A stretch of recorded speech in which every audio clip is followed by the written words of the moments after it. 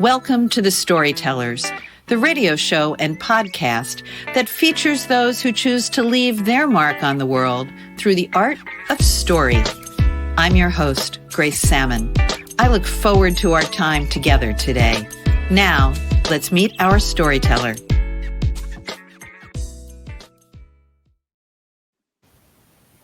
Chrystyna Lucyk-Berger is a Ukrainian-American, Minnesotan, Austrian transplant. She grew up in the culture-rich neighborhood of Northeast Minneapolis. She started her writing career with short stories and travel narratives.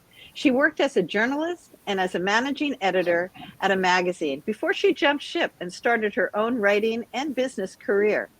In 2005, she debuted with a historical narrative based on her relatives' personal histories and experiences in the Ukraine during World War II. Her award-winning work focuses on themes of politics and social upheaval, and her characters bring you to places that most readers have never been. She writes to us today and comes to us today from her Alpine hut in Austria. That's right. Thank you so much, Chrystyna, for being with us today. It's my pleasure, really. Thank you very much for the invitation. I appreciate it. I appreciate you being here, and we will talk about the Alpine hut, but I want to start with the love I have of historical fiction. And I find the more that I do the Storytellers episodes, I'm increasingly drawn to it. I find, at least for Americans and for this American, I am woefully ignorant of a lot of history. And I think that Europeans are not that. And you straddle both worlds. So talk a little bit about writing history and what your perceptions perhaps of those two worlds are. Okay, thank you. So I thought I would be writing comedy, like rom-com, a little bit like, yeah. What was the name of the Bridget Jones meets Alif Shafak? That's what I wanted to do. If you can even see the two. It's not combining. What you did. It's not what I did. When I was asked once why I became a historical fiction writer, it took me a long time to figure this out, but I realized that the books that I loved most when I was growing up, Little House on the Prairie, Klein of the Cave Bears. I loved that. I loved it too. I even read Conan the Barbarian, Little Women, all of these books that happened in the past, I was always so drawn to, and stories about people that existed. I remember, I think I was 10 years old when I read Shogun, and I was just fascinated by different cultures, different worlds, and especially how people used to live in the past. And I think a lot of that has to do with the fact that I grew up in a family who they were World War II refugees. They came from Ukraine and Europe from the DP camps. And my grandmother, who just died on Saturday, 98 and a half. Oh, God bless. I'm so sorry. I'm writing her eulogy, actually, instead of working on my book. But, and it's a long eulogy because she had a long life. It's important to do. Yeah. But she was, I think I feel like there's a huge vacuum in our lives right now. But she was absolutely adamant that we kids understood where they came from and what they had to do to get here to the States. Yeah. And I think that part of understanding my culture and my family's background, all of these things played a little bit into the direction that I eventually got to. There's also the journalistic side of me. I'm very curious about how things happen, and at the moment that I smell injustice, I'm on it. As soon as I feel that there's underdogs who have a story to tell, I am on it. And that is kind of how one of the reasons that I ended up in Europe was because I was researching my family's history. And one of the reasons I stayed was because of how much history there is here, So everywhere I traveled, I was finding stories and discovering things where I thought, does anybody not know about this? How come we never knew about this, And those were the things that were inspiring the stories that I began telling and writing. And it wasn't until I was writing The Girl from the Mountains that I realized I was writing about my grandmothers, both my grandmothers, that I realized my other grandmother, my maternal grandmother, actually wrote historical fiction, but it wasn't a genre back then. But she wrote about the Cossacks, that used to ride the steppes, and she wrote about the Hetmane, and she would write about wars. And so, like, I didn't even make this connection until I was writing her story again, and I realized, actually, in today's day and age, she would be considered a historical fiction writer. So a lot of different things drove me into this direction. I'm I still love funny that. though. I do. I love that. I love that link between you and that grandmother. So that's very, very special. Yeah. And why do you think, and this is, my bias, Americans don't have a sense. We have a very short history, in this country. I have friends who are in Europe and they can date back, thousands of years, this rule or that conquest. And their history is far longer than ours. And Americans just don't have that. What do you have a sense of why that might be? Um, I don't know. I'm just going to take a random guess here. My husband and I, we were traveling through Minneapolis, visiting my family, and we went to one of the first houses that were ever established. Sitting in a park near Minnehaha Creek, and he said, "Wow, 1831. That wasn't so long ago." you Yes. know? Yes. And really, Americans would probably be able to trace back their ancestry up to the point that their ancestors arrived in America, you know? But we're still a very young country in We are comparison in we as are a indeed. country. Yeah.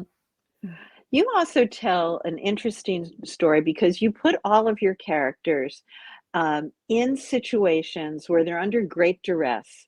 And then they have to face the good, the bad, and the ugly of their times and also of themselves. hmm Tell me about that.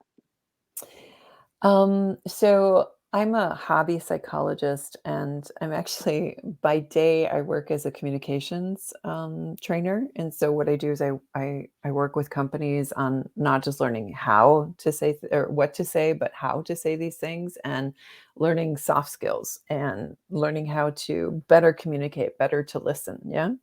And I find that most conflicts come from people not listening to each other, and that we assume to know what somebody says, and we never really give them a chance to clarify. So I work in that, but I also love stories of moral dilemmas.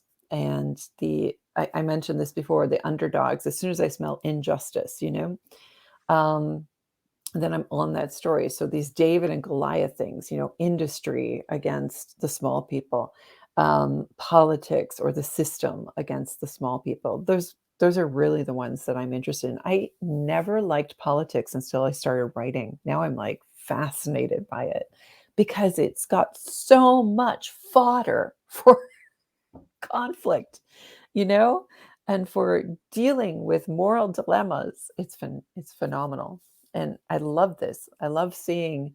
I like throwing my all of my characters are somehow from different areas, from different cultures, have different understandings, different languages. In my Russian Valley series, it's always the Italians against the Germans, and I use language to really create conflict, to create these misunderstandings that then lead to greater conflicts and to greater plot developments.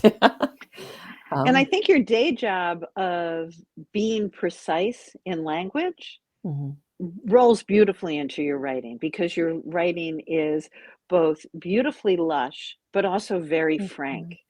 Mhm, I'm going to just read a very small part of the very beginning of the prologue of The Woman at the Gates, thank you. which I'm thoroughly enjoying, and I'm not finished yet, but I'm thoroughly enjoying it because the language is so rich. You're talking the very beginning in the prologue. It was Constantine who evoked the memory of apricots, a memory so strong the air suddenly bloomed with golden, sun-warmed scent. Antonia pulled her nephew closer to her, like a cushion against the impact, and dropped the children's picture book flat on her lap. She remembered the caress She remembered the carelessness of that sweet, perfumed juice running down her chin, the feel of her lover's fingers catching that drop and putting it to her lips. And she remembered the apricots that had sustained her sister's family on a horrible journey into darkness. So, right there in that first paragraph, we see the conflict of the lushness and also that those fruits were somehow sustaining. And right after that, you talk about her young nephew who's with her and how he has no memory of before the war. And Mhm. you introduce the displaced persons camp. And I love that in this book, at least, you're taking a slice of history that most people aren't familiar with. It's Mhm. the war, and then there's after. After the war. Mhm. Why did you pick that? Um, because so few people understand how the displaced people came to the United States after World War II. And when I was doing the research um, here, from Austria, from Germany, I went and visited this DP camp. It's about 3.5 hours drive for me. Took my brother, took my mother. I felt that these were just as important in forming my characters and the people that I eventually grew up to know. I write this in my author's note. I grew up with the people who are composites, or the characters in the book are composites of real people. I grew up with those people. And it wasn't until I sat down to interview them that I realized how much history and how much of that European part, this between losing their homeland and not being able to return to Ukraine because it was under Soviet control, and coming to America, that this purgatory in Yes. between stage, yeah, is so little talked about in historical fiction. We always go to the end of the war and we're like, okay, yay, the bad guys won, the good guys didn't. No, there was so much going on afterwards. And I find that there's a lot of stuff happening right now in these streaming, in the historical streaming films now, where they're starting to go into the Cold War. And as a matter of fact, I have just pitched a concept to my publisher that would also take me into the 50s, because I find that time right between, or right after World War II and into the Cold War so fascinating, everything that was happening politically. And that was a transformation time for my relatives. That moment, and a good third of the book happens during that period, is where people are trying to find each other. There's so much drama that happened. You have to understand, people were on the run. They were fleeing the Russians on one side, trying to get away from the Nazis on the other side. Yeah.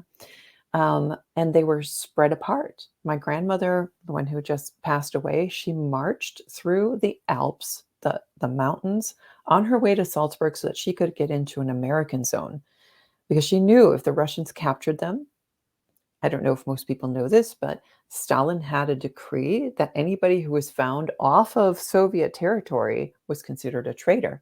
These people were captured by the Russians, returned to the Soviet Union, and sent to gulag camps. So they were on the run. My grandmother's family was blacklisted. My other grandmother's family, they were the executed Renaissance intelligentsia. They were already running before the war. They wanted to get out. So I felt that time in Europe had to be presented. And not only that, but you're going to find that they actually end up in America.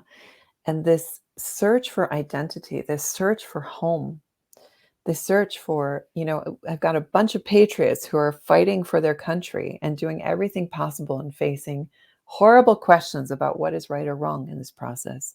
And then they are scattered to the winds. And now they have to somehow come together and try and reunite to save their country from the Soviet Union. My grandmothers, my grandfathers, my relatives were politically active to this day but politically active up to that point in trying to free Ukraine from Soviet control. So you can imagine there was a huge party in the 80s when Ukraine finally was like, we're independent. Yeah. So it's such a personal story and so amazingly beautifully told. I said earlier how lush your language is, but then it's also frank. You have just a sentence where I was totally immersed in the beauty of your language, and then you said something like, and then he would be like that if he hadn't been just shot dead. And I was like, but that's the impact of Hmm. that running and that level of political involvement. Mm. One of the things I'm fascinated by are authors who have very, very diverse lives. You've already alluded to the fact that you're a coach during the day, and I think that that does play well into your writing. But also, you are a coach, you're a consultant, you're a publisher, you're a business owner, and you write prolifically. How many books have you written in the last, whatever it is, 3 years, 5 books? Yeah, so The Woman at the Gates is my 10th book, officially. Officially. Officially, yeah, 10th book. Two of them are no longer published, and actually three of my books are no longer published. They've been taken off the market, but well, The Woman at the Gates was my 10th novel, and I'm loving it. I'm absolutely loving it. Where This do is you find the time to um write as much as you write?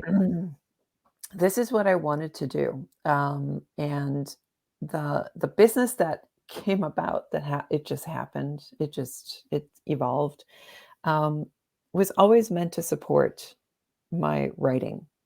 I wanted to get a business off the ground so that it was working for me. That was always the goal. It was working for me, that I would have to work really, really hard to get it running. But then at some point I could pull back and go, okay, it's working for me. I feel secure. I've got the income, et cetera, et cetera. Now I find the time to write.